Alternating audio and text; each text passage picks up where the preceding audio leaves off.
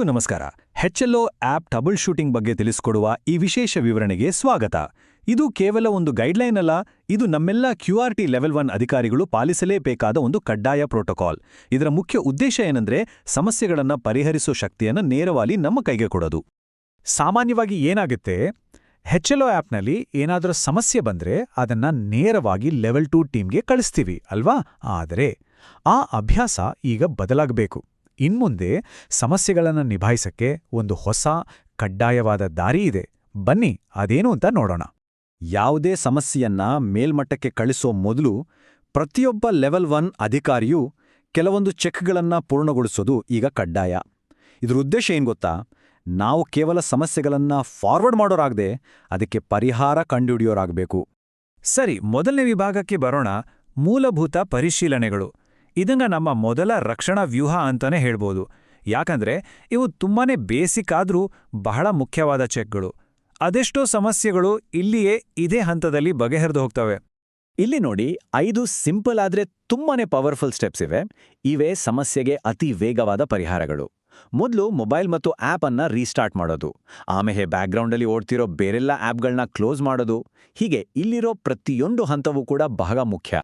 ಇದು ತುಂಬಾನೇ ಮುಖ್ಯವಾದ ನಿಯಮ, ಇದನ್ನ ಮರಿಬೇಡಿ. ನಾವು ಯಾವುದೇ ಸಣ್ಣ ಬದಲಾವಣೆ ಮಾಡಿದ್ರೂ ಸರಿ ಅಥವಾ ಏನಾದರೂ ಸರಿಪಡಿಸಿದ್ರೂ ಸರಿ, ತಕ್ಷಣ ಆಪ್ ಅನ್ನ ಒಮ್ಮೆ ರೀಸ್ಟಾರ್ಟ್ ಮಾಡಲೇಬೇಕು.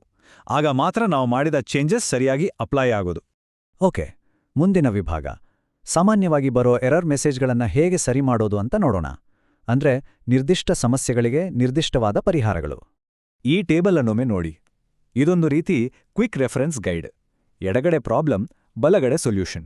ಉದಾಹರಣೆಗೆ ಅಟೆಸ್ಟೇಷನ್ ಫೇಲ್ಡ್ ಅಂತ ಎರರ್ ಬಂದ್ರೆ ಆಪ್ ಅನ್ನ ಸರಿಯಾದ ರೀತಿಯಲ್ಲಿ ರೀಇನ್ಸ್ಟಾಲ್ ಮಾಡಬೇಕು. ಡಿವೈಸ್ ನಾಟ್ ರಿಜಿಸ್ಟರ್ಡ್ ಅಂತ ಬಂದ್ರೆ CMMSನಲ್ಲಿ ಪಾಸ್ವರ್ಡ್ ಬದಲಿಸಿ ಮತ್ತೆ ರೀಇನ್ಸ್ಟಾಲ್ ಮಾಡಬೇಕು. ಪ್ರತಿಯೊಂದು ದೋಷಕ್ಕೂ ಇಲ್ಲೊಂದು ನೇರ ಪರಿಹಾರ ಇದೆ. ಸರಿ, ಈಗ ಮೂರನೇ ವಿಭಾಗ. ಇದು ಈ ಇಡೀ ಪ್ರೋಟೋಕಾಲ್ನ ಅತಿ ಮುಖ್ಯವಾದ ಭಾಗ. ಅದೇನೆಂದ್ರೆ ಭದ್ರತೆ ಮತ್ತು ಡೇಟಾ ಪರಿಶೀಲನೆಗಳು. ನಮ್ಮ ಡಿವೈಸ್ ಮತ್ತು ಅದರಲ್ಲಿರೋ ಡೇಟಾ ಸೇಫ್ ಆಗಿರೋದು ಎಲ್ಲಕ್ಕಿಂತ ಮುಖ್ಯ. ಈ ಸ್ಲೈಡ್ನಲ್ಲಿ ಕಾಣ್ತಿರೋ ಸೆಟ್ಟಿಂಗ್ಸ್ ಎಲ್ಲವೂ ಸೆಕ್ಯೂರಿಟಿಗೆ ಅಪಾಯ ತರಬಹುದು. ಹಾಗಾಗಿ ಆಪ್ ಸರಿಯಾಗಿ ಕೆಲಸ ಮಾಡಬೇಕು ಅಂದ್ರೆ ಇವೆಲ್ಲವೂ ಆಫ್ ಆಗಿರಬೇಕು. ಡೆವಲಪರ್ ಆಪ್ಷನ್ಸ್ ಆಗಿರಲಿ, USB ಡಿಬಗ್ಗಿಂಗ್ ಆಗಿರಲಿ ಅಥವಾ VPN ಆಗಿರಲಿ, ಇವೆಲ್ಲವನ್ನೂ ಡಿಸೇಬಲ್ ಮಾಡಿರೋದು ಕಡ್ಡಾಯ. ಅದೇ ರೀತಿ ಕೆಲವು ಸೆಟ್ಟಿಂಗ್ಗಳು ನಮ್ಮ ಡಿವೈಸನ್ನ ಸುರಕ್ಷಿತವಾಗಿಡೋಕೆ ಬೇಕೇ ಬೇಕು. ಆಟೋಮ್ಯಾಟಿಕ್ ಡೇಟ್ ಮತ್ತು ಟೈಮ್, ಗೂಗಲ್ ಪ್ಲೇ ಪ್ರೊಟೆಕ್ಟ್ ಮತ್ತು ಸ್ಕ್ರೀನ್ ಲಾಕ್, ಈ ರೀತಿಯ ಫೀಚರ್ಸ್ ಎಲ್ಲ ಆನ್ ಆಗಿದೆಯಾ ಅಂತ ಖಚಿತಪಡಿಸ್ಕೋಬೇಕು. ಇದು ನಮ್ಮ ಡಿವೈಸ್ಗೆ ಒಂದು ಸೇಫ್ ಎನ್ವಿರಾನ್ಮೆಂಟ್ ಕೊಡುತ್ತೆ. ಇಲ್ಲಿ ಸೇಫ್ ಮತ್ತು ಅನ್ಸೇಫ್ ಪ್ರಾಕ್ಟೀಸ್ ನಡುವಿನ ವ್ಯತ್ಯಾಸವನ್ನ ಸ್ಪಷ್ಟವಾಗಿ ನೋಡ್ಬೋದು. ಓಪನ್ ವೈಫೈ ಬಳಸೋದನ್ನ ಖಂಡಿತವಾಗ್ಲೂ ತಪ್ಪಿಸಬೇಕು. ಯಾವಾಗಲೂ ಸೆಕ್ಯೂರ್ ಆಗಿರೋ ನೆಟ್ವರ್ಕ್ಗಳನ್ನೇ ಬಳಸಬೇಕು.